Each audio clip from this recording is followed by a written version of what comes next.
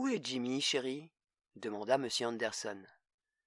Il est sorti sur les bords du cratère, répondit Madame Anderson. Il ne risque rien, Robert est avec lui. Alors, il est arrivé? Oui, il est à l'astroport en train de subir les examens. Je suis impatient de le voir moi-même.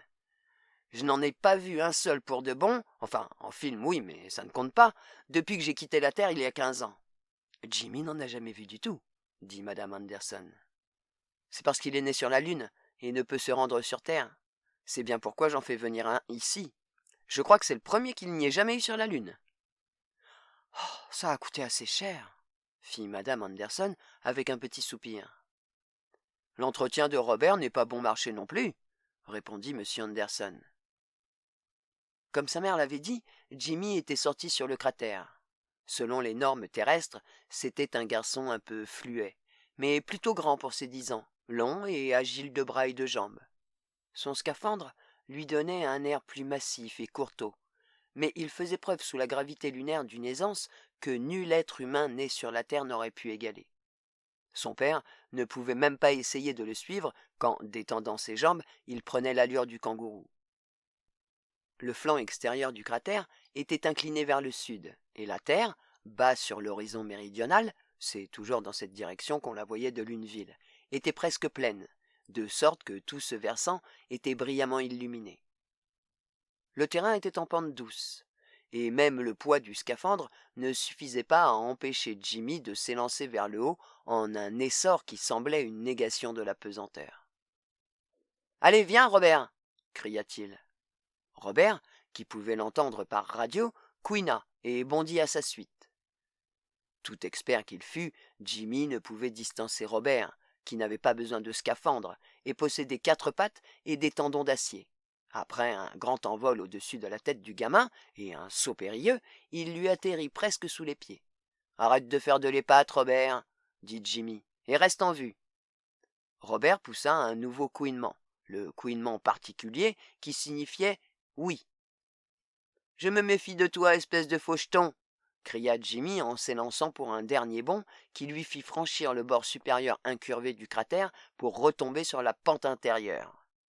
La terre plongea par-dessous le faîte de la paroi et aussitôt Jimmy se trouva dans la nuit noire.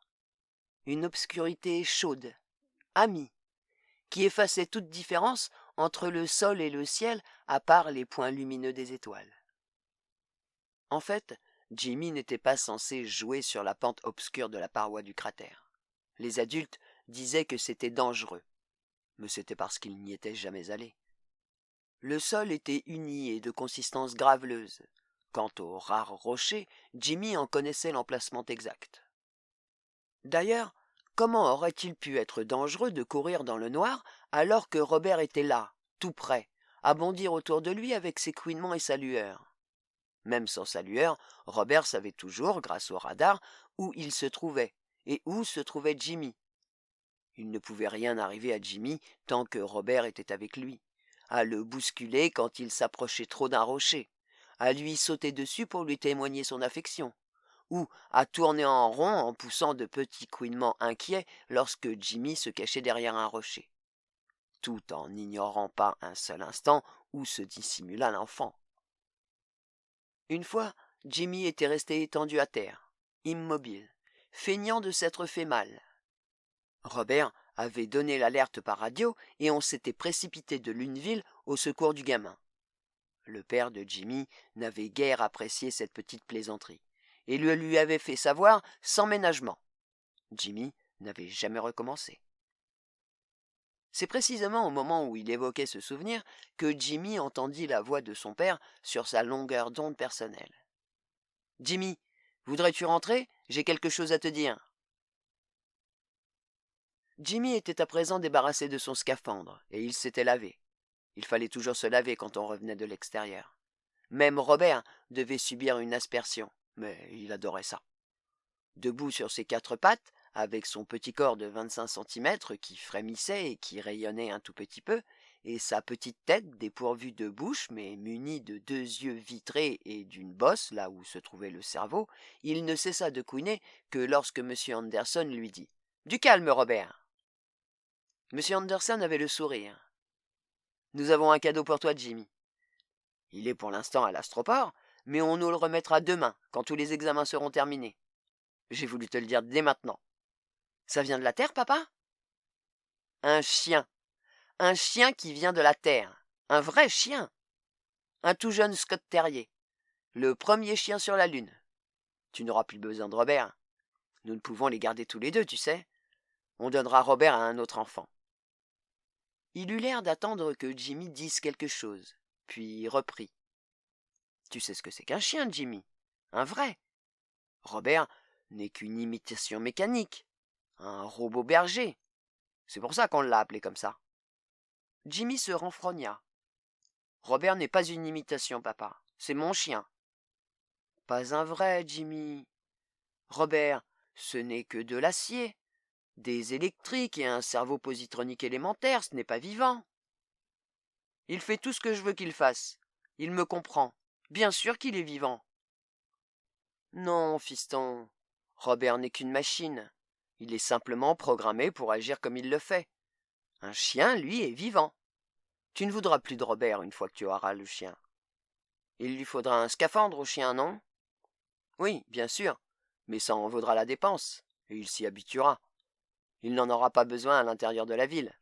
Tu verras la différence dès qu'il sera là. Jimmy tourna les yeux vers Robert qui s'était remis à couiner. Des petits cris lents et bas qui semblaient exprimer la peur. Jimmy lui tendit les bras. D'un bond, Robert y fut blotti. Quelle sera la différence entre Robert et le chien? Demanda Jimmy. C'est difficile à expliquer, répondit M. Anderson. Mais ce sera facile à voir. Le chien t'aimera pour de bon. Robert est simplement réglé pour agir comme s'il t'aimait. Mais, papa, nous ne savons pas ce que le chien a dans la tête, ce qu'il ressent. Peut-être que, lui aussi, il ne fait que jouer la comédie. M. Anderson fronça les sourcils. Jimmy, tu te rendras compte de la différence quand tu connaîtras l'amour d'un être vivant. Jimmy serra Robert très fort dans ses bras. Il fronçait les sourcils lui aussi. L'air d'être aux abois et de faire front. On voyait bien qu'il ne se laisserait pas persuader. Il dit enfin. Mais quelle différence peut bien faire la façon dont eux ils agissent? Et mes sentiments à moi alors? J'aime Robert, et c'est ça qui compte. Et le petit chien robot, qui n'avait jamais été étreint aussi fort de toute son existence, se mit à couiner sur une note élevée, en succession rapide. Des couinements de joie.